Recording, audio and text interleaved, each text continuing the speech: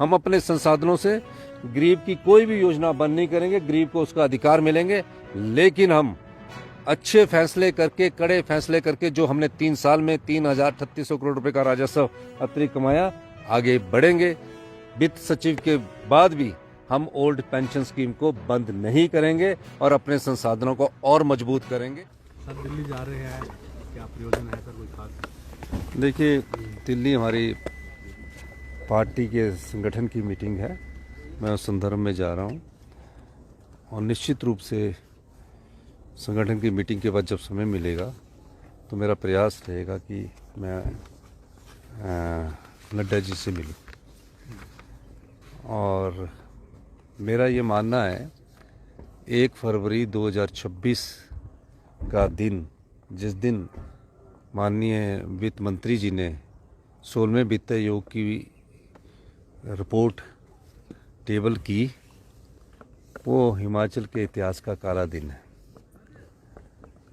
हमने उस दिन भी कहा था, और मुझे यहाँ जब पिछले दिनों यहाँ केंद्रीय मंत्री आए थे, वो कह रहे थे ये टेम्परेरी रिलीफ है। केंद्रीय मंत्री जी को ऐसा नहीं कहना चाहिए था। कानून की धारा का आर्टिकल 275(1) के तहत ये एक अधिकार है, राजस्व घाटा आय और एक्सपेंडिचर के बीच की खाई को भरपूर भरने का एक अधिकार है।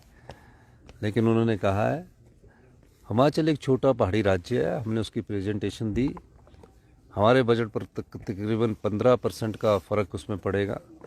मुझे दुख है, मुझे बताया गया कि माननीय हमारे पूर्व मुख्यमंत्री जयराम ठाकुर जी ने एक दिन कहा कि हमें तो बुलाया ही नहीं गया और जो चिट्ठी भेजेगी वो वित्त सचिव द्वारा भेजेगी।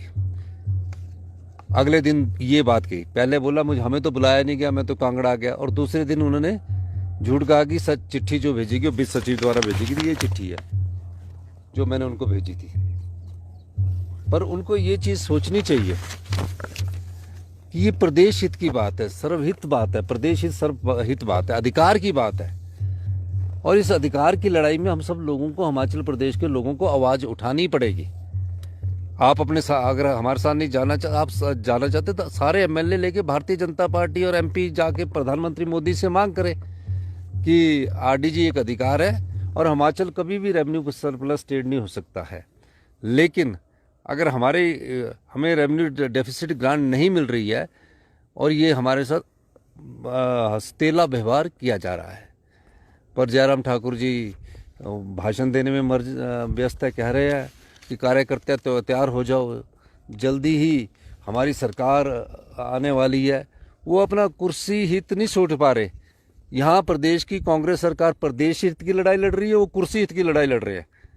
ये बड़ी शर्मनाक बात है। अगर वो कुर्सी हित के इतने चाहत है तो उनको, जनता को ये जवाब देना चाहिए।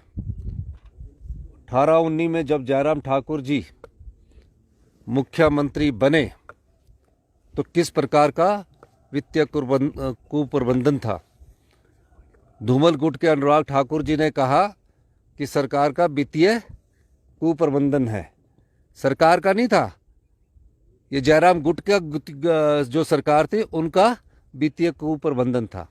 मैं बताना चाहता हूँ 18-19 से लेकर जब मैंने मुख्यमंत्री की शपथ ली थी 11 दिसंबर 2022 तक, प्रदेश सरकार को भारतीय जनता पार्टी की सरकार जयराम ठाकुर जी के नेतृत्व में जो बैठी हुई थी, 54,256 करोड़ रुपया आरडीजी के रूप में आया। 16,000 करोड़ रुपया उनके पास जीएसटी कंपनसेशन सेस के रूप में आया। और उस समय उन्होंने 6th पे कमीशन का सरकारी कर्मचारियों का 10,000 करोड़ का एरियर भी नहीं दिया और कर्जा भी कम नहीं किया। और ये पैसा अपने दोस्तों को और अपने मित्रों को जो ठेकेदार थे 1,000 करोड़ की बिल्डिंग बनाने में लगा दिया। और हिम केयर के रूप में जो प्राइवेट लोग थे, जो छोटी छोटी संस्थाएं थी, कुछ प्राइवेट हॉस्पिटल अच्छे थे लेकिन कुछ ऐसे हॉस्पिटल थे जो एमबीबीएस के बाद बने गए थे, उसमें 450 करोड़ रुपए वहां लुटा दिया गया। पर यह बहुत बड़ी रकम है। आरडीजी के तौर पर कब आया? 18-19 से लेकर 11 दिसंबर 2022 तक 54,000 करोड़ रुपया जयराम ठाकुर जी को मिला। हमारे समय कितना आरडीजी के तहत मिला?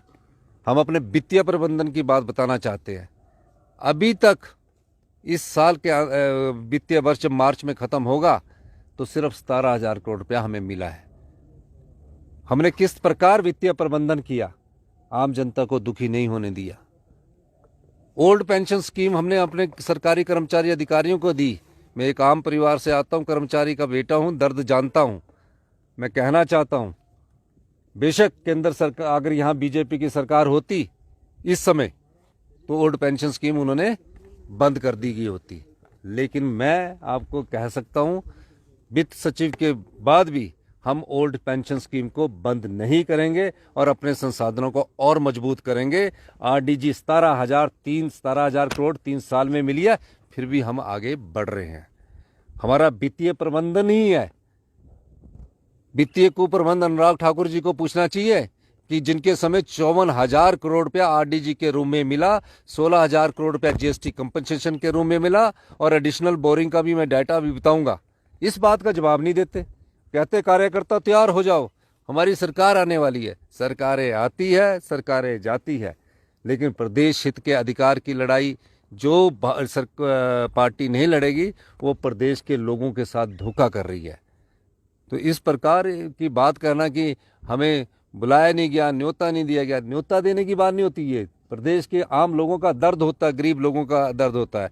मैं एक और बात कहना चाहता हूँ, हम अपने संसाधनों से गरीब की कोई भी योजना बंद नहीं करेंगे, गरीब को उसका अधिकार मिलेंगे, लेकिन हम अच्छे फैसले करके, कड़े फैसले करके, जो हमने 3 साल में 3,300 करोड़ रुपए का राजस्व अतिरिक्त कमाया, आगे बढ़ेंगे। ये हमारा मानना है और मेरा ये मानना है कि अभी भी भारतीय जनता पार्टी वालों, जयराम ठाकुर जी, उनके विधायक दल को मैं कहता हूँ, सद्बुद्धि दो लो और कृपा करके इस अधिकार को लड़ाओ।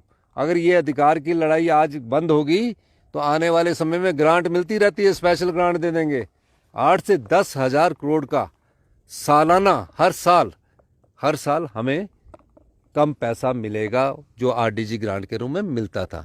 2026 से 31 तक अगर हर साल 8 से 10,000 करोड़ रुपया कम मिलेगा तो बजट पर क्या फर्क पड़ेगा।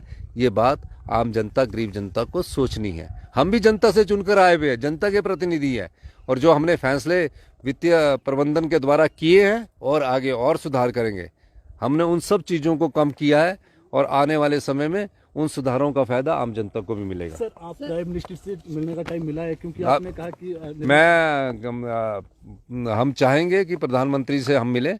उसके लिए मैंने आने वाले समय में, अभी पार्लियामेंट लगी है, टाइम मांगा, तो टाइम के मिलने के बाद मैं मिलूंगा। हिमाचल के हक के लिए मैं कहीं भी मिल सकूंगा, ये इसमें कोई दो राय नहीं है। तो मैं ये बताना चाहता हूँ, आप खुद लोग समझिए, 54,000 करोड़ रुपया 5 साल में 2018-19 के बाद से उनको मिला और हमें 3 साल में जो 31 मार्च तक 17,000 करोड़ रुपये ही मिला है। फिर भी हम देखो कितना अच्छा वित्तीय प्रबंधन कर रहे हैं। और जो पेंशन पे की बात है, मैं ये भी आश्वासन देना चाहता हूँ कि मैं आपके लिए हित में जो भी फैसले करूँगा, किसी की पेंशन पे भी बंद नहीं होने देंगे जो ये लगता है। ये ठीक है कि वित्त विभाग कई बार अपनी स्थिति बताता है, मैंने अपने संसाधन पैदा करने और उनको उनके द्वारा आगे बढ़ना है। पर जयराम जी को झूठ नहीं बोलना चाहिए। हमने उनको प्लानिंग के मीटिंग में बुलाया, हमने उनको चिट्ठी लिखकर कहा कि आप आइए, कहा कि मुझे तो वित्त सचिव की चिट्ठी दी है। उन्होंने कहा ना, मैंने नहीं कहा। वित्त सचिव ने कोई चिट्ठी नहीं दी। मैं जानता हूँ कि वो पूर्व मुख्यमंत्री रहे हैं, विधायक दल के नेता है, मुझे ही उनको चिट्ठी लिखनी है। और मैंने प्लानिंग की मीटिंग में बीजेपी के विधायकों से भी प्रार्थना की थी कि आप आइए, देखिए।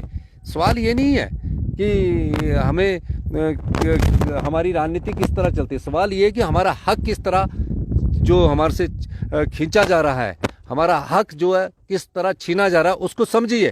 ये तो अधिकार की लड़ाई है, सरकार की लड़ाई नहीं है। ये हिमाचल प्रदेश की आम परिवार, गरीब परिवार, किसान परिवार, जनता की लड़ाई है। इसको हम कहना चाहता हूँ। बहुत बहुत दोबारा से आरडीजी पर बीजेपी विधायक वाले आना ही नहीं चाहते, अब कौन बुलाएंगे? बीजेपी विधायकों के अलावा हम आम आदमी पार्टी है, सीपीएम है, उन लोगों को भी बुलाएंगे, उनको भी बताएंगे। और एक अधिकार की लड़ाई है, इसमें कोई ऐसी बात नहीं। मैं तो हमेशा, मेरा जीवन तो संघर्ष से बड़ा रहा है और हमने हर रास्ते पर उस संघर्ष को देखा है। आम परिवार से निकलकर धीरे धीरे हम हर सीढ़ी पर चढ़े हैं। तो मैं आम परिवार का दर्द भी जानता हूँ, गरीब का दर्द भी जानता हूँ, किसान का दर्द भी जानता हूँ, कर्मचारी का दर्द भी जानता हूँ।